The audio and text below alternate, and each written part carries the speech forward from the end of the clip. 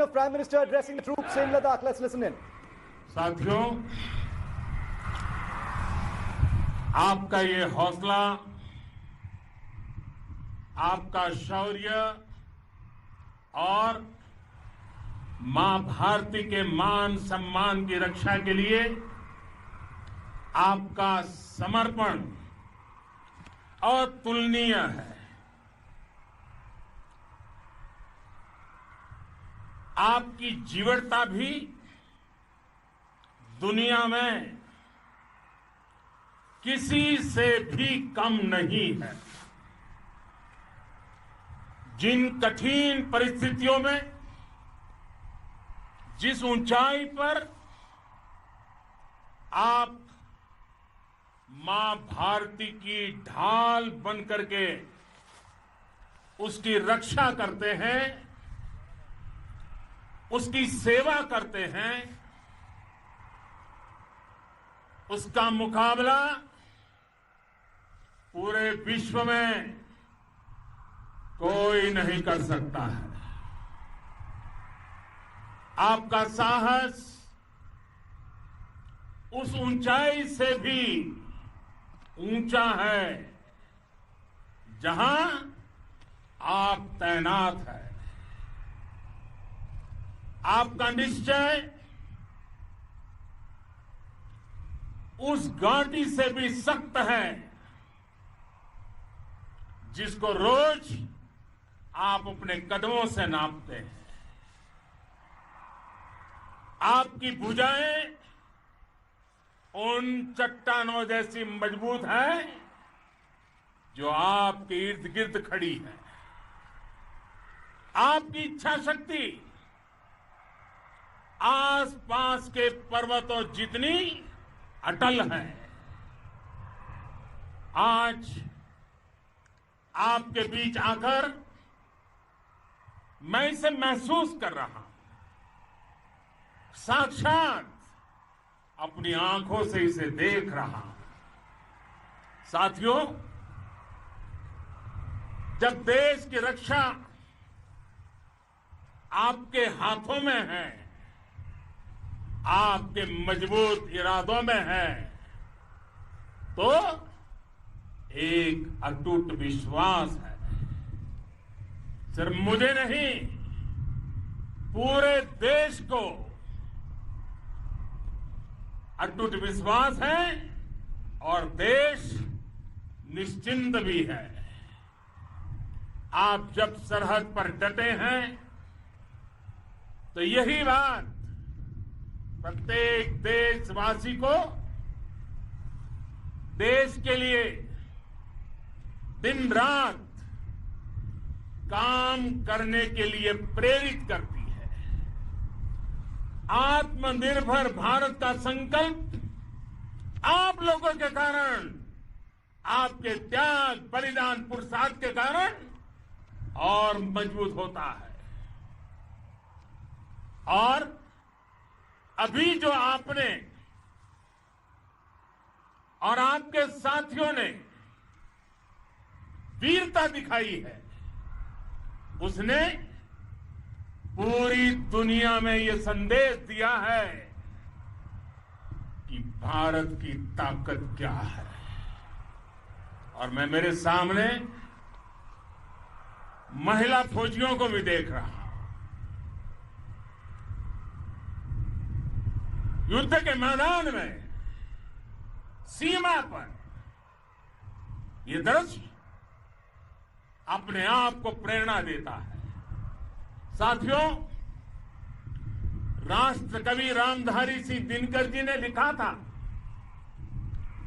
जिनके सिंहनाद से सहमी, जिनके सिंहनाद से सहमी, धरती रही अभी तक डोल। कलम आज उनकी जय बोल, कलम आज उनकी जय बोल। तो मैं आज अपनी वाणी से आपकी जय बोलता हूं, आपका अभिनंदन करता हूं। मैं गलवान घाटी में शहीद हुए अपने वीर जवानों को भी पुनः श्रद्धांजलि अर्पित करता हूं। इनमें पूरब से, पश्चिम से, उत्तर से, दक्षिण से देश के हर कोने के वीर अपना शौर्य दिखाते थे। उनके पराक्रम, उनके सिंहनाद से धरती अब भी उनका जयकारा कर रही है। आज हर देशवासी का सिर आपके सामने, अपने देश के वीर सैनिकों के सामने आदरपूर्वक नतमस्तक होकर के नमन करता है। आज हर भारतीय की छाती आपकी वीरता और पराक्रम से फूली हुई है। साथियों, सिंधु के आशीर्वाद से ये धरती पुण्य हुई है। वीर सपूतों के शौर्य और पराक्रम की गाथाओं को ये धरती अपने आप में समेटे हुए है। लेह लद्दाख से लेकर करगिल और सियाचिन तक, रेजांगला की बर्फीली चोटियां से लेकर गलवान घाटी के ठंडे पानी की धारा तक, हर चोटी, हर पहाड़, हर जर्रा जर्रा, हर कंकड़, पत्थर भारतीय सैनिकों के पराक्रम की गवाही देते हैं। 14 कोर की जांबाजी के किस्से तो हर तरफ है। दुनिया ने आपका अदम्य साहस देखा है, जाना है। आपकी शौर्य गाथाएं घर घर में गूंज रही है और भारत माता के दुश्मनों ने आपकी फायर हुई देखी है और आपकी फ्यूरी भी। साथियों, लद्दाख का तो ये पूरा हिस्सा ये भारत का मस्तक है। 130 करोड़ भारतीयों के मान सम्मान का प्रतीक है। ये भूमि भारत के लिए सर्वस्व त्याग करने के लिए हमेशा तैयार रहने वाले राष्ट्रभक्तों की धरती है। इस धरती ने कुशक बकुला रिंपोंछे जैसे महान राष्ट्रभक्त देश को दिए हैं। ये रिंपोंछे जी ही उन्हीं के कारण जिन्होंने दुश्मन के नापाक इरादों में स्थानीय लोगों को लामबंद किया। रिंपोंछे की अगुवाई में यहां अलगाव पैदा करने की हर साजिश को लद्दाख की राष्ट्रभक्त जनता ने नाकाम किया। ये उन्हीं के प्रेरक प्रयासों का परिणाम था कि देश को, भारतीय सेना को लद्दाख स्काउट नाम से इन्फेंट्री रेजिमेंट बनाने का प्रेरणा मिली। आज लद्दाख के लोग हर स्तर पर, चाहे वो सेना हो या सामान्य नागरिक के कर्तव्य हो, राष्ट्र को सशक्त करने के लिए अद्भुत योगदान दे रहे हैं। साथियों, हमारे यहां कहा जाता है, खड्गेन आक्रम्य भंजितः, खड्गेन आक्रमः भुंजितः। वीर भोग्या वसुंधरा, यानी वीर अपने शस्त्र की ताकत से ही धरती की, मातृभूमि की रक्षा करते हैं। ये धरती वीर भोग्या है, वीरों के लिए है। इसकी रक्षा सुरक्षा को हमारा समर्थ और सामर्थ्य, हमारा संकल्प हिमालय जितना ही ऊंचा है। ये सामर्थ्य और ये संकल्प में इस समय आपकी आंखों में मैं देख सकता हूं, आपके चेहरों पर ये साफ साफ नजर आता है। आप उसी धरती के वीर हैं जिसने हजारों वर्षों से अनेकों आक्रांताओं के हमलों को, अत्याचारों का मुंह तोड़ जवाब दिया है। हम, और ये हमारी पहचान है, हम वो लोग हैं जो बांसुरीधारी कृष्ण की पूजा करते हैं, तो हम वही लोग हैं जो सुदर्शन चक्रधारी कृष्ण को भी आदर्श मान करके चलते हैं। इसी प्रेरणा से हर आक्रमण के बाद भारत और सशक्त होकर उभरा है। साथियों, राष्ट्र की, दुनिया की, मानवता की प्रगति के लिए शांति और मित्रता हर कोई स्वीकार करता है, हर कोई मानता है बहुत जरूरी है। लेकिन हम ये भी जानते हैं कि शांति निर्बल कभी नहीं ला सकता। कमजोर शांति की पहल नहीं कर सकता। वीरता ही शांति की पूर्व शर्त होती है। भारत आज जल, थल, नभ और अंतरिक्ष तक अगर अपनी ताकत बढ़ा रहा है तो उसके पीछे का लक्ष्य मानव कल्याण ही है। भारत आज आधुनिक अस्त्र शस्त्र का निर्माण कर रहा है।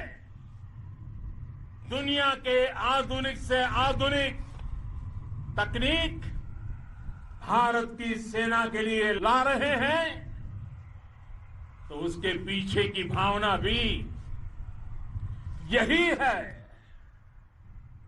भारत अगर आधुनिक इंफ्रास्ट्रक्चर का निर्माण तेजी से कर रहा है तो उसके पीछे का संदेश भी यही है।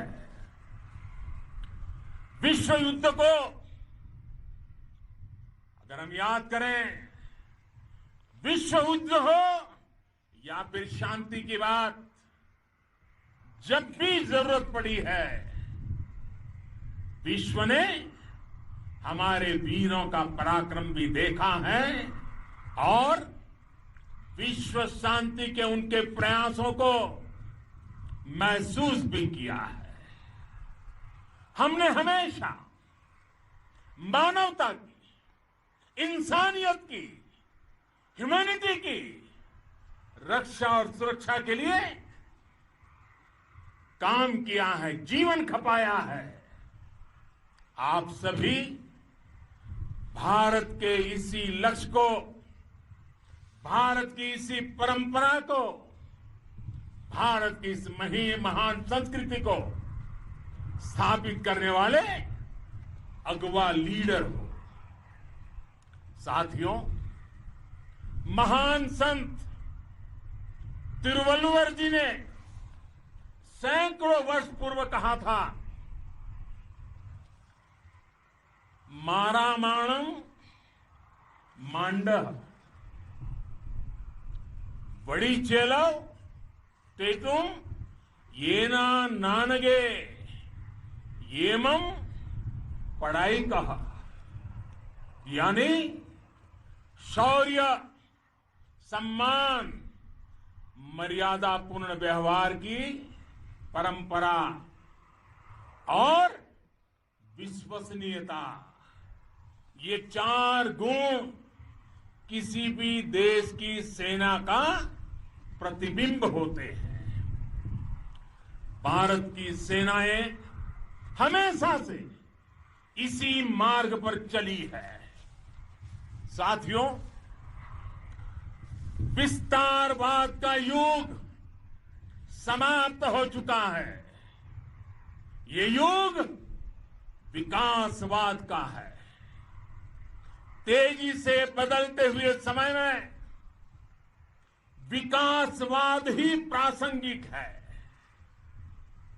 विकासवाद के लिए ही अवसर है और विकासवाद ही भविष्य का आधार भी है। बीती शताब्दियों में विस्तारवाद ने ही मानवता का सबसे ज्यादा हित किया, मानवता को विनाश करने का प्रयास किया। विस्तारवाद की जीत जब किसी पर सवार हुई है, उसने हमेशा विश्व शांति के सामने खतरा पैदा किया है। और साथियों, ये न भूले, इतिहास गवाह है कि ऐसी ताकतें मिट गई हैं या मुड़ने के लिए मजबूर हो गई है।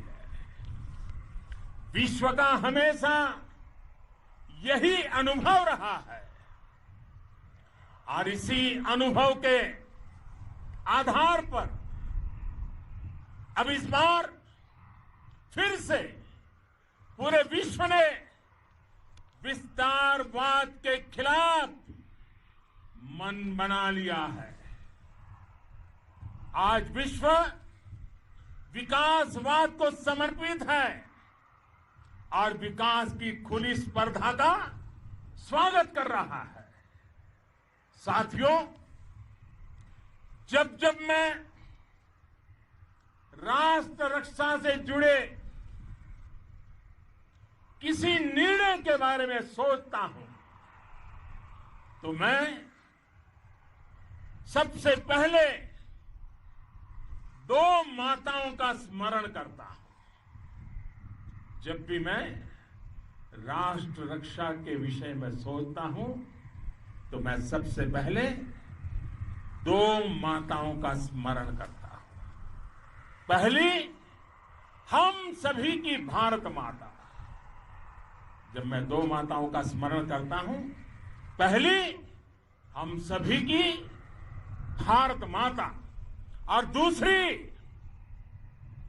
वे